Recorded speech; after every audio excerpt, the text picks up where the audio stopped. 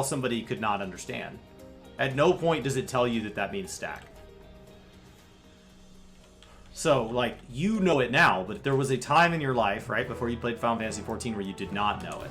And so the question is, how do you get over that threshold, right? So, all of us here know that the stack marker means stack. Great. How do we learn that? We're taught. This game does not do a very good job teaching. It doesn't.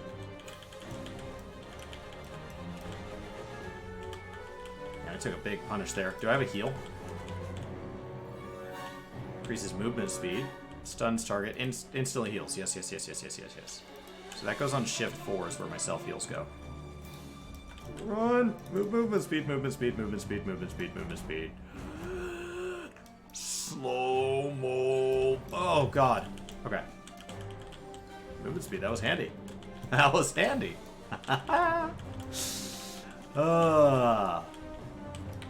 So. Every mechanic gets demonstrated, but not necessarily what it's doing. You're coming from probably having played other games, Framsy. There are people that play this game as their first video game. Not first MMO, not first RPG, not first Final Fantasy game, first video game. Ever. Ever. They don't know what attributes are. How the hell are they supposed to interpret some arrows as I want to go stand in those arrows with you? I saw the arrows get put on somebody, and then that person got smacked. Why would I want anything to do with that? That looks awful. Wow, that arrow happened, and then a meteor came down and smacked that guy. Next time I see those arrows, don't go there. There's going to be a meteor, and it's going to smack that guy. I don't want to get smacked. Guess the healer just heals it. I'm pretty sure it killed that one guy.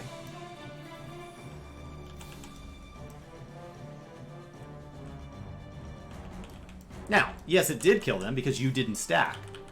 But how would you know that?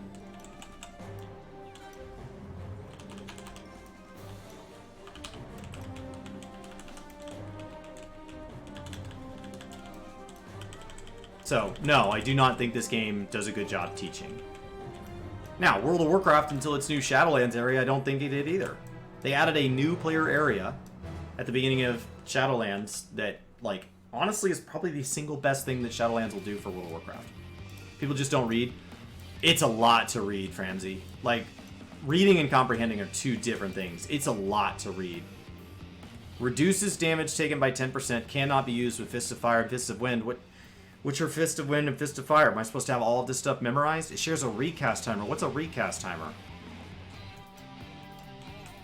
So, like, I can understand what those words are. And written tutorials are awful, because if I was bad at reading, it's like taking a college class where the professor wrote the textbook. They say something in the lecture, and you're like, I don't think that made sense. Like, my head didn't store that as information that's useful. That's okay. I'll study it in the textbook. Oh, wait, the textbook says it the exact same way the professor did. I am no closer to understanding this concept.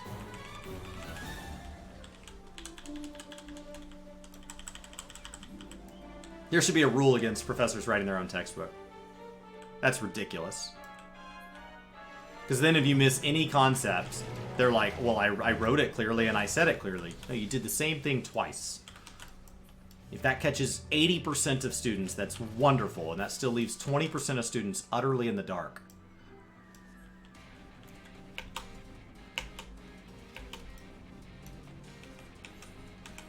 Alright.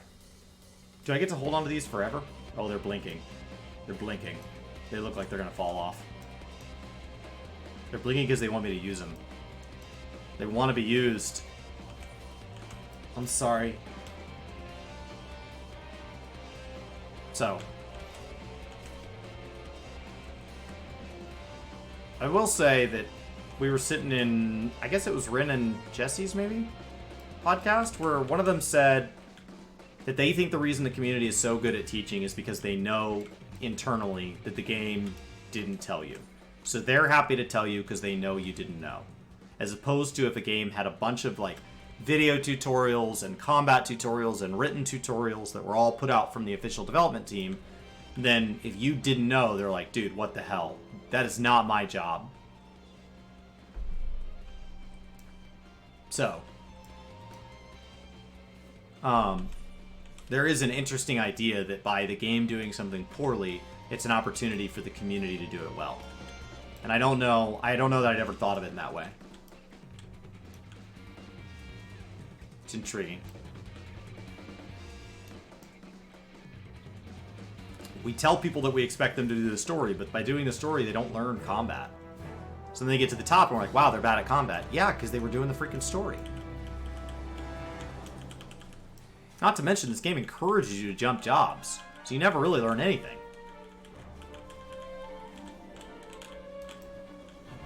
And people instantly assume it skips. You guys just watched me be bad at Dancer for like 2 hours, and I didn't skip a single bit of that. And now I'm bad at Monk, and I did skip this. But I didn't skip the first 39 levels. And there's skills on my bar that are from the first 39 levels that I still don't use. I'm just not a good monk. The game has not required me to be a good monk. Ow. Alright, there we go. I mean, the number of times I go into streams and I see, like, white dots down here in the right corner, when does the game tell you what those are? You know? Like, at what point? Okay, so do I have, like, a AoE 4-point Fury? Yeah. Okay. Rock Breaker. That's another one. Good. And then 4-point Fury. Then Rock Breaker. Nice. I dig that.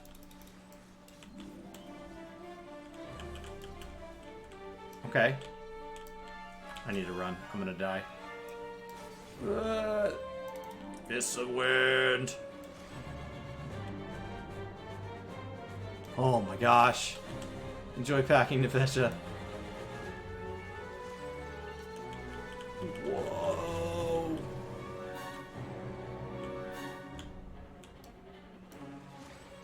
I played this game in 2.0 when there wasn't a whole expansions of content to get through. There were no job boosts, and there were still plenty of people that were bad at the game. So, it's not even that, like, well, the game's gotten too big, or it's just that the game has not done anything to actively fix the core problem. You can still make it to level cap and be absolutely dreadful at this game. And I don't know that that's something we do want fixed. It, you know, like, for people that don't want to get better, they just want to relax and have fun, do we want those people not to be allowed to play this game? I don't know. It may not be that straightforward. So, I mean, it's like when we were talking about the economy simulators last week. Like, this game does a terrible job of managing its economy, but I don't know that we want it to do a good job. I don't know that that's really the goal. Because a good economy simulator would probably suffer from similar problems to an actual economy.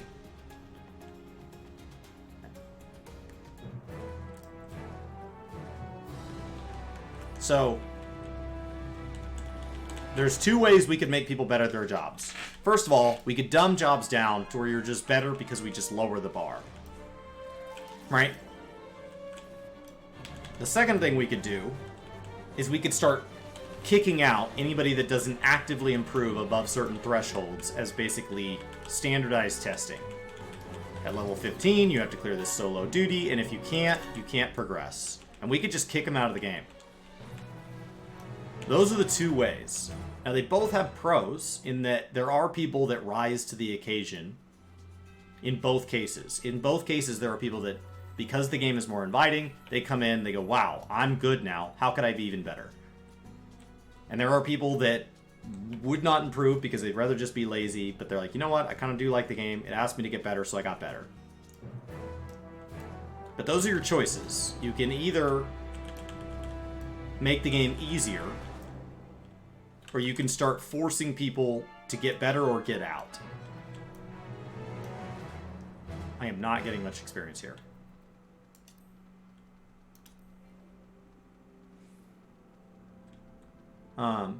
So those are your choices. And I don't know that either of those is good. So instead, we say that you're only really expected to do well in content of a certain type. And if you want to be bad at all the other stuff, that's fine. It's totally fine. Alright, so I need to look at what my tank rotation is for AoE when I have 3 parts. Because when I have a 2-part AoE rotation, like Warrior, it's W to Shift W. But I have a 3-part rotation. And I don't know where the 3rd button goes.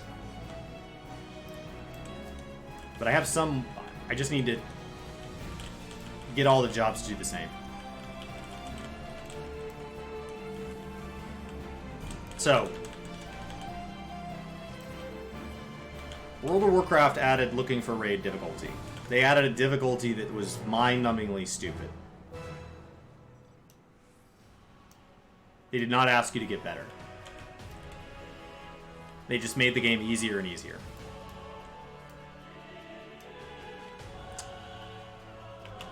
Final Fantasy has allowed those players to do most of their content with trusts. So, a significant number of them in current content in Endwalker will just avoid other players. That does not mean everybody who avoids other players is bad at the game, but it does mean that people who are bad at the game have an opportunity to hide. If they want to.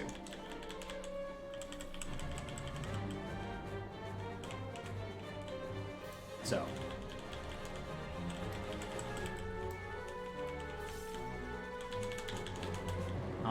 In Final Fantasy XI, you have to do a quest after you hit level 50, 55, 60, and 99 to get progressively harder.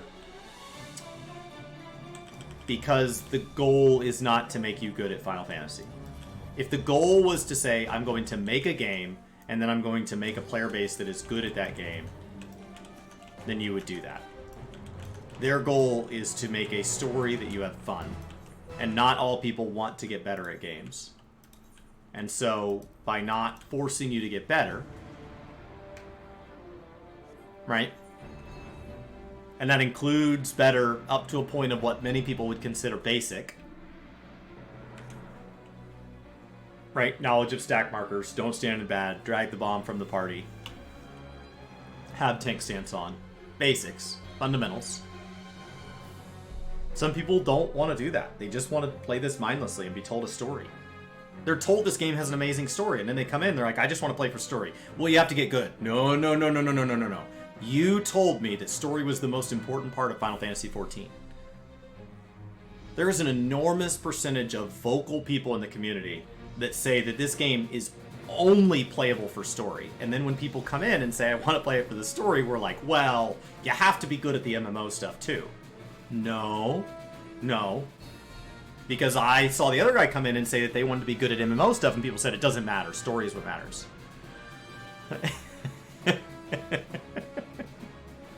So it's... And Yoshi P says, yes to both. Both. You want a hardcore raid? Hardcore raid. You want to do the story? Do story. You want to do both? That's great. You can just do crafting. You don't have to do either. Totally fine.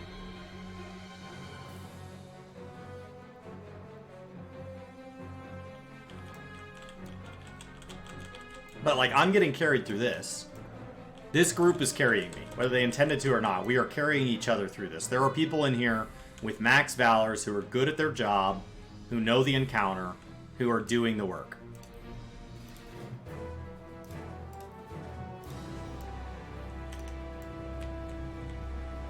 Right? You did a very good job inviting in there. You describe Final Fantasy XIV as a single-player MMO with MMO players to explore in the endgame. So the problem with that theory, right? So let's just follow that line of thought. So that line of thought encourages, on the pro side of the column, encourages people to... Well, I don't want to die. Encourages people to play the single-player game as a focus. So that encourages players to try the story, to try leveling multiple jobs, try the class quests, right? That encourages that.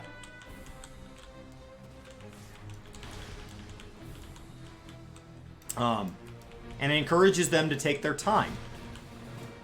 So those are positive things. Take your time, have fun, try multiple sides to the game.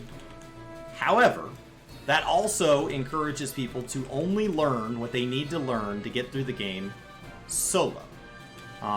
So, I have a friend that I grew up with that played Diablo solo. Never went into public lobbies, not really his thing, and read all his tooltips. He's one of the smartest guys I know.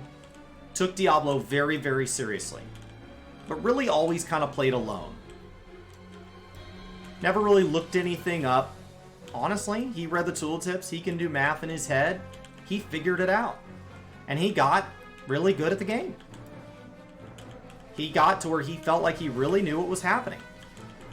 He really had a plan. Now, my brothers also played Diablo at the same time. And they spent a lot of times on forums and reading what other people were doing, trading with other players, playing with other players. Now, should the game actively encourage both of those playstyles? Absolutely. So what is the advantage? Well, the advantage to the single player one, right, my friend, is that he got a chance to enjoy the game at exactly his pace and enjoy it exactly as thoroughly as he wanted to enjoy it. The downside is that he only got to enjoy it to the degree that he learned about the game. There are things he did not know, synergies within the gear that just... My brothers, so the first time, so Diablo 3 came out, and he joined me and my brothers in playing Diablo 3, and he's like, I'm really good at Diablo. I have like 10,000 hours played in Diablo. I love Diablo. And my brothers left him in the dust because they had all of the knowledge of an entire community. It's not about, are they smarter or is he smarter? Are they better or is he better? It's they are sourcing an entire community of knowledge, and he is sourcing his knowledge. And so they wildly outpace him. So if you call Final Fantasy a single-player game first, it is an RPG first with an MMO second.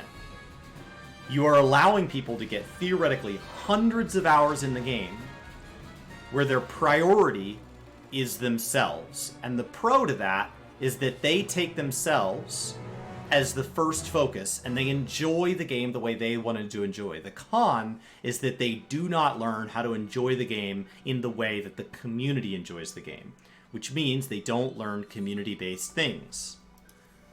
They don't learn how we run 8-man encounters. They don't learn how we talk to each other. They don't learn the etiquette around forming groups or loot, or how a train works in something like Eureka or Bosja, where we go run these fates together. All these optimizations that really only work. This is a multiplayer moment.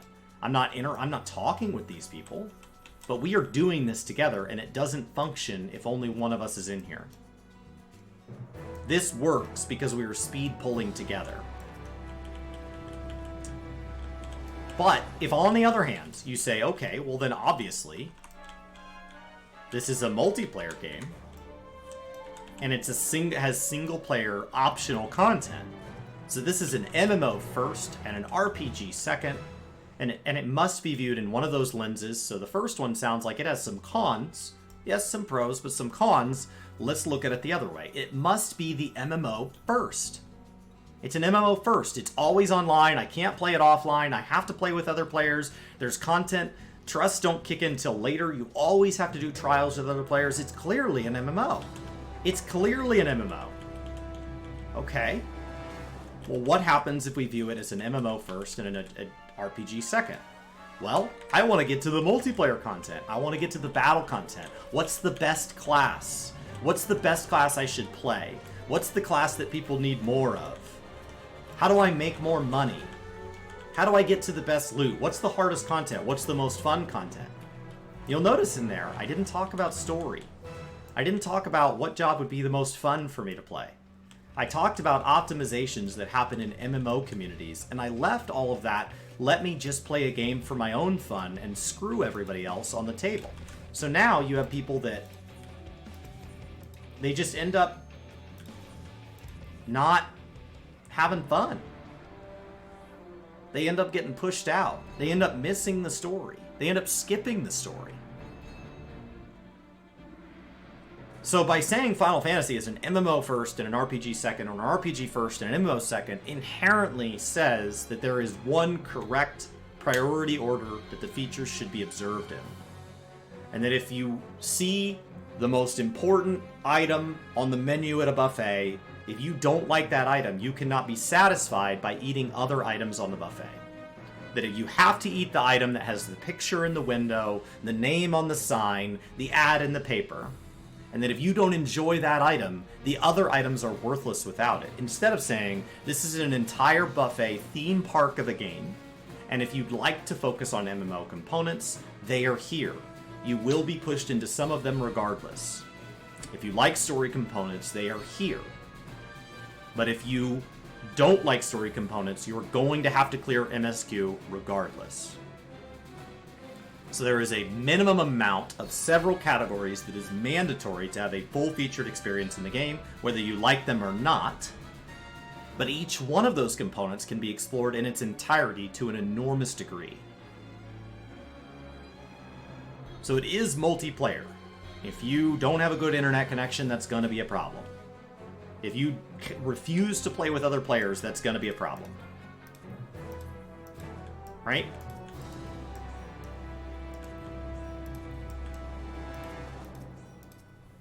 Oh, yes. I definitely want them. Should have done this beforehand. There we go. Full party. 2 healers! 2!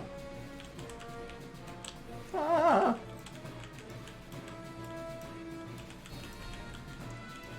So, the initial topic was how do people make it to level cap without having the knowledge that I had by the time I made it to level cap, or the knowledge that I feel everybody should have because it's so basic. I don't know anybody that didn't have that knowledge. How do they make it to, the original example was how do they make it to level 70 and not know about a stack marker, right? How do they make it into Shadowbringers and not know about a stack marker? How do people not know what tank stance is? Honestly, because the game does not force you to. It doesn't. It just doesn't. It does not force you to. And I don't know that it should. I would like to live in a world where people want to be good at this game and are able to be good at this game, but I don't want to live in a world where people have to be as good at this game and get out.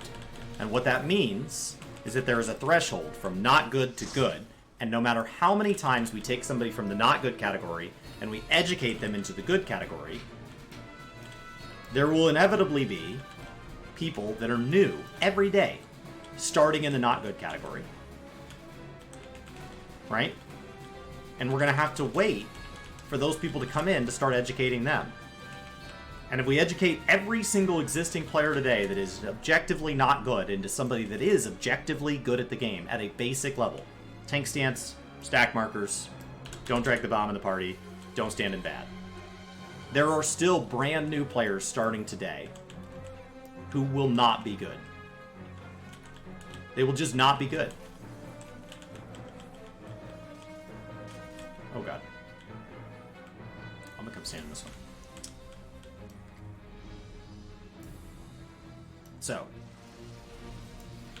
Oh god. Get out of that. Ah! Got clipped. Got clipped. Got clipped.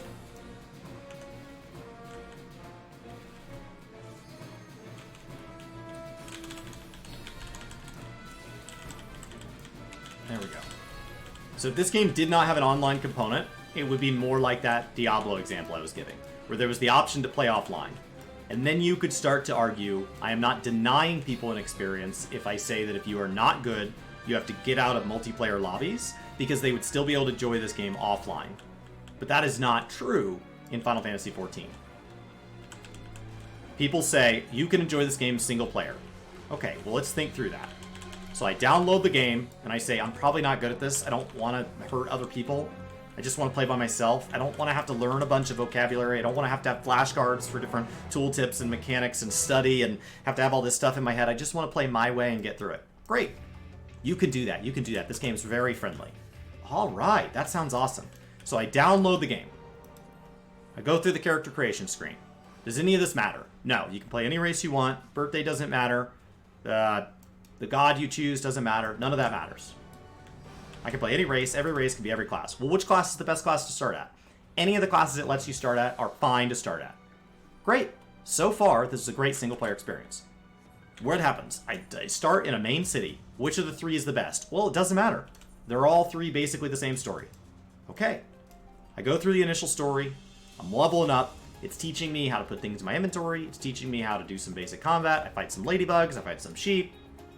I talk to some people. Very cool. I don't have to talk to other players. I don't have to be around other players. Awesome. Absolutely awesome. Then what happens? Well, I hit about level 15, give or take, right? In the MSQ. At some point, I might be higher level because I was doing other stuff. And I am asked to run Sestasha. Sestasha says, use the Duty Finder option to queue for Sestasha. I am immediately in an MMO. Immediately. Well, I don't want to do that. I'm just not going to run Sestasha. Well, then you can go no further. That's it. That's the end. Your Final Fantasy XIV journey is over. You don't have squadrons yet. I don't think you can get a squadron at that point. I don't think you can get a squadron until you're ranked up with your Grand Company. I think you're done. And if you're not done, it's an immense amount of work to go around.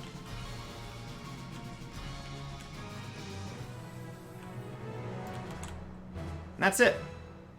You can't even finish 2.0. Can't be done. So, that's it. You're done. That's your single-player experience over. That's what, 2 hours, 4 hours? That's not worth it. What a crap game.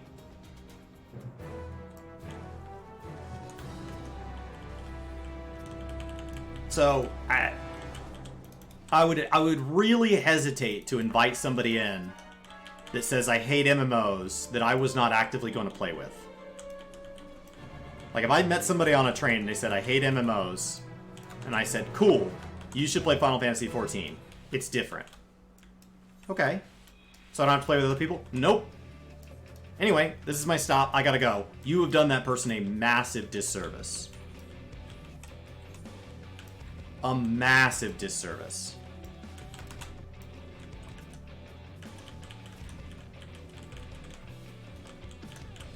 On the other hand, you meet somebody that just quit WoW. They played EVE Online, they played Guild Wars, aspects of it weren't for them. And they say, yeah, I really love MMOs. Yeah? Yeah. I don't like single-player games. Like, it's a bunch of story, and I just want to, like, play with other people, and I want to take on hard stuff and get cool loot, maybe try some PvP, ride around on cool-looking mounts. You should play Final Fantasy. Anyways, this is my stop. I gotta go. You've done that person a massive disservice as well. So it's really hard to call Final Fantasy just one thing. And as a result, that means we get a really diverse group of people in here. And I think that's where most of the rub comes with. So to go all the way back to 2 hours ago, when we were talking about terms of service, that's why they're naming examples for things. Because we are all coming from different backgrounds. You might play in a group of friends who are calling your friends names that include foul language is not only acceptable but encouraged in your friend group. That may feel, so you may tune that down in half, where you feel you're putting effort into cutting what you were going to say in half as far as like the friendliness scale. And you're going to be extra nice to somebody. And to that other person, you may still come across as a dick. Because they came into this game from a different background with a different set of expectations. And that's why the terms of service has to be well defined. It doesn't have to be strictly enforced, but if we are going to open up the Bible, the dictionary, the encyclopedia, the rule book, and we are going to scroll to the section about what I can and cannot say, those need to be unbelievably black and white explicit on what the expectation is. Now, when the rubber hits the road and we're out here in the real world, nothing is ever as black and white as an A and B conversation in a rule book. Ever. Because there's always context. They were a jerk to me first, so I was a jerk back. They've wiped the party 6 times and refused previous advice, so I just made it more objectively clear that they have to be able to stand in the stack marker or we're going to keep dying. Right? You have to make that really, really, really clear. But when it comes to enforce, in theory, the game master is going to look at a little more context. They're going to scroll through the combat log. They're going to look and see if either of you have been reported for this behavior before. Please show me a massively multiplayer game without online. Like Diablo? Diablo has a massive number of people involved in it, and the online play is totally optional.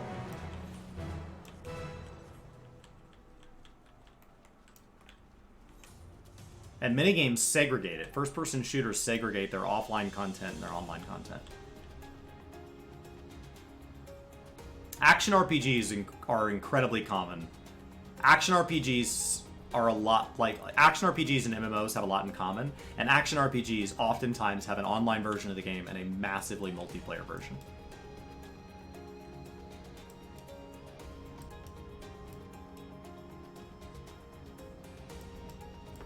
Some choose to have online required because they're trying to protect the data. Because if you've ever played Diablo 3 on the Switch, that allows offline play. And as a result, when you hop into online play, there's people with like 16 gems inserted into their helm, which is just blatantly cheating. Right? So, they are massively multiplayer in an online status, but they do not require that to exist. I mean, by that logic, Minecraft has an enormous, massively multiplayer and online component. But it also can be very, very solo and very, very offline. You can mix and match. So, specifying online, offline as an option actually doesn't clue us in an enormous bit, because there are games that do a great job of including that. Some segregate it. Final Fantasy XV has an optional way to do it. You know, and so Fortnite is a massively multiplayer online game that requires online play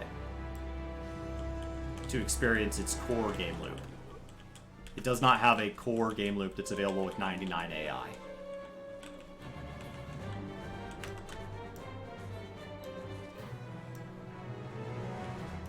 Yeah, so Final Fantasy XV functions a lot. Yes, Monster Hunter is a great comparison to that. So games have gotten so big now that like massively online in many cases, if the game is widely successful, online very quickly makes it defined by massively online in the way that we would have defined games back in the 90s.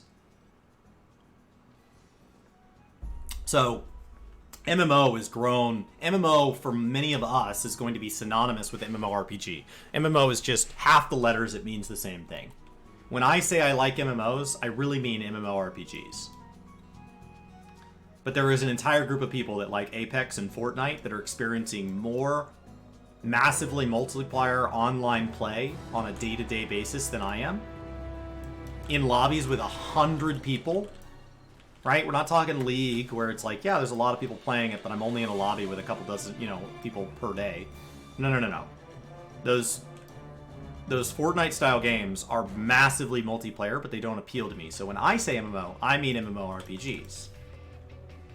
But that's not that those games aren't having an impact and that they're not fun for those people and that they're not valuable to the gaming community. They absolutely are. They're just not for me. I don't think World of Warcraft, Final Fantasy, or any game like this could ever offer an online status because the moment you allow offline, you allow people to cheat. And when people cheat, it devalues this experience.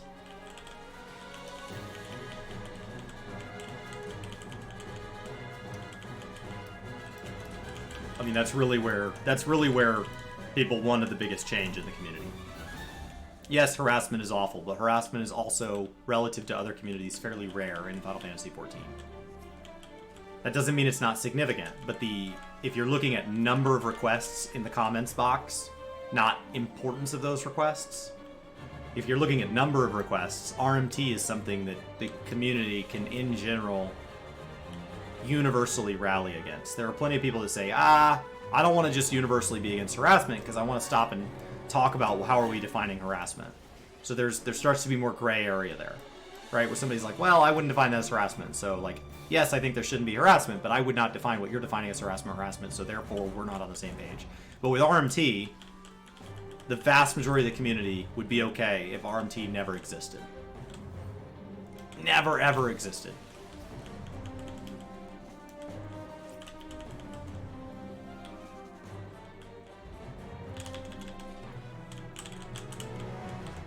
We'll never see a 14 Classic. So the problem is it would have to start with 2.0, and 2.0 is only 8 years old.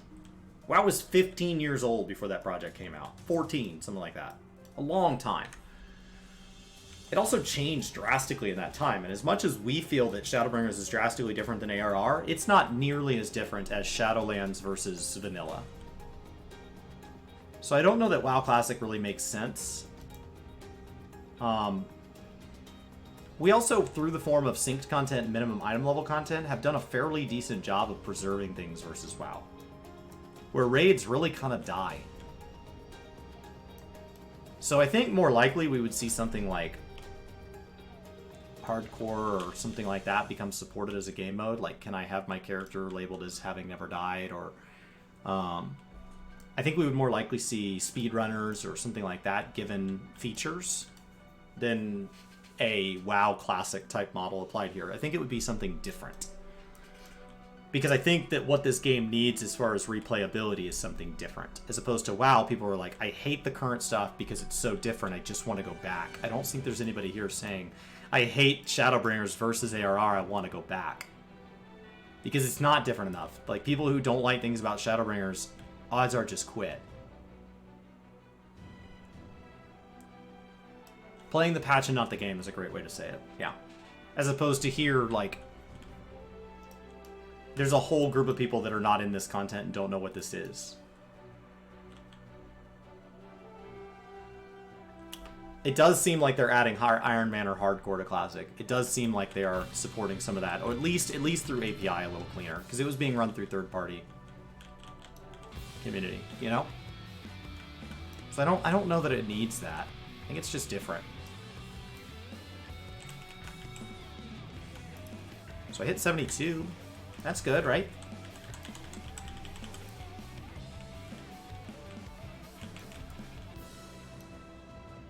I'm up to 13 million metal. So, talk to an NPC, permanently debuffs you. That's awesome.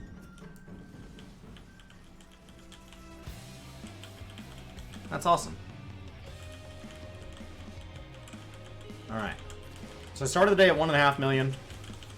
At 20 million, we get to buy a couple more Valors. That'll bring me from 4 to 6. Farmer Girl, thank you. You have a theory that Farmer Girl's just Jeff Bezos. Jeff Bezos just works as a pharmacist. free time. Has a backstory, an elaborate backstory.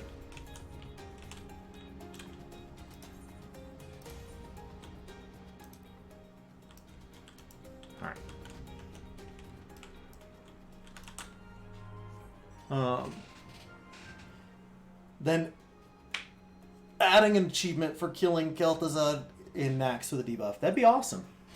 Yeah. That's a cool way to add that as an optional thing. Super cool. Did that not? Oh, there we go.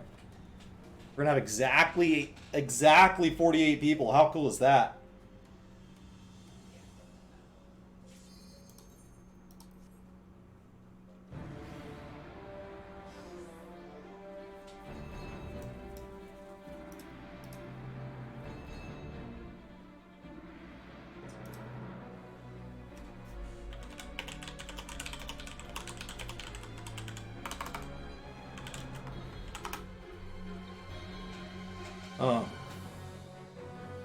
Alright, let me see if I can find us some healers. I don't know what you are, but I want you.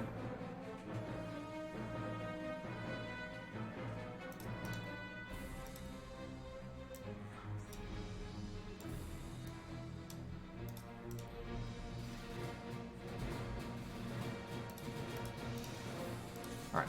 They said their friend is coming, but they're not in this battle. Well, then we're in this battle.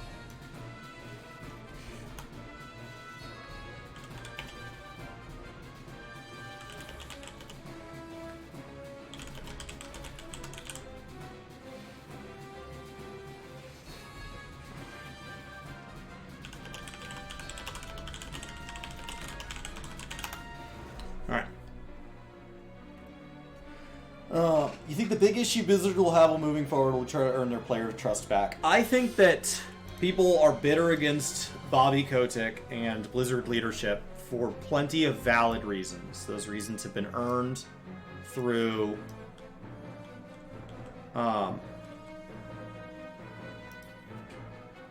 there's been plenty of good reasons to lose trust and be frustrated with Blizzard. I do think that the actions of the last, I feel like it's been a year, I don't think it has been, of changing leadership, Bobby not taking money, and people are like, well, he's still rich. Okay, well, he's not undoing, we're not talking about undoing the past, we're talking about moving forward. I think in general, I'm actually, I mean, better would be never be a dick in the first place, right? That would be way better. Way better. Farmer Girl, thank you so much. That would be way better. But, like, that's not in the realm of possibility. That's not... Uh-oh. Oh, no, Doom, no. No, goodbye, sweet world. And so... I thought I was in the middle in time. I was not. So...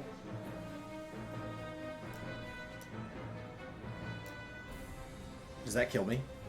Okay. In Delibram, that would have killed me. Sora, thank you. Little Mangadora and Fear the Legend.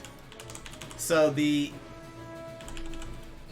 I do think that the actions they've taken are within the realm of, like, the right direction moving forward. And it's not perfect.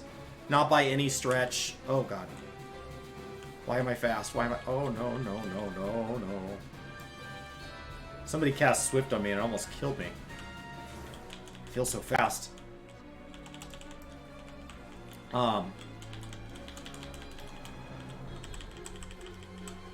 So I do think Bobby not taking pay, leadership changing, 6.1.5 being all the things that... Or 9.1.5 being all the things that the community asked for in the first place.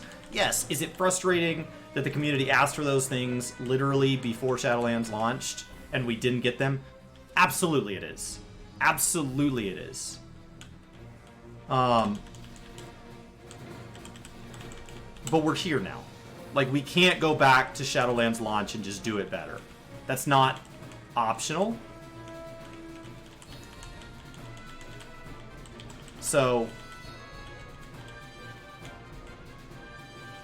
I think it's good that we're talking about